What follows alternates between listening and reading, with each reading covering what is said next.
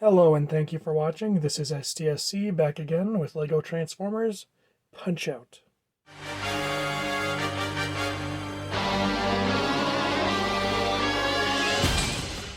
Now Punch-Out is a little bit different because he's actually two vehicles.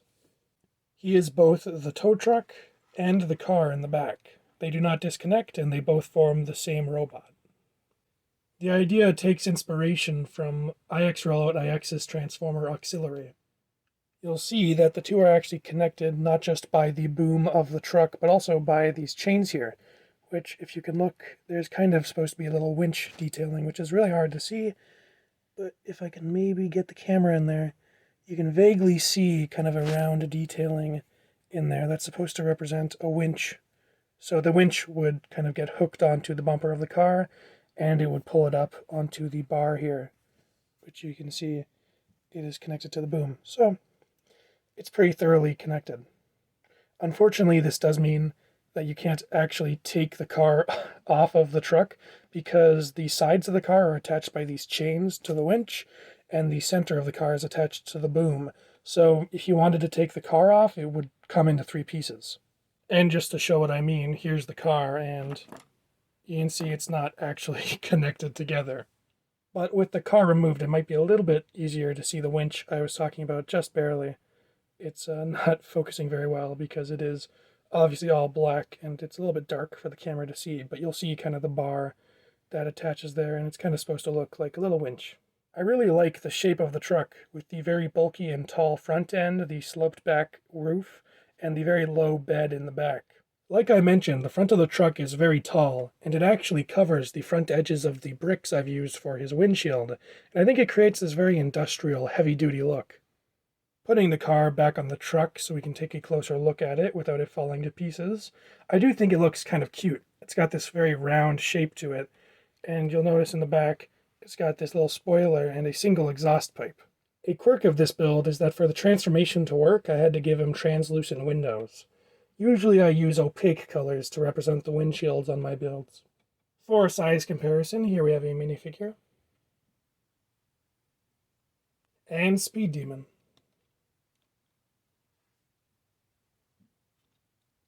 That's all there is to say about this mode, so it's time to transform.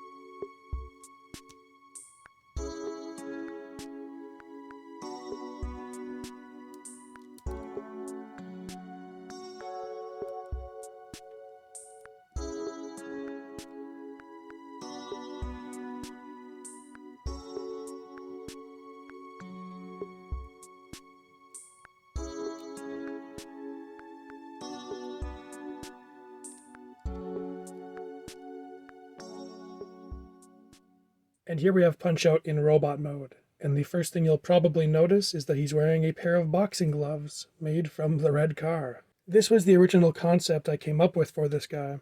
I thought it was a really neat idea, and I'm pretty happy with how I was able to pull it off. But there's more to his name than just the fact that he's wearing gloves to punch you with. While I was building this guy, a few of my friends pointed out to me that he kind of looks like he's in office attire. He's got a white shirt, black pants, and a red tie. And after I had that pointed out, I started to imagine this guy as a robot office worker who boxes on his time off, or after he's punched out.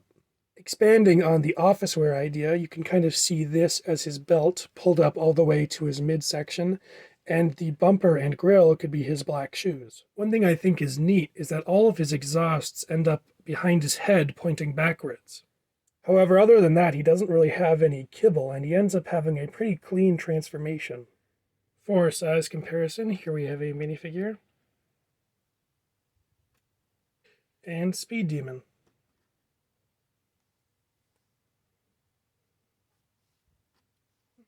For articulation, Punch-Out has a joint at the back of the head.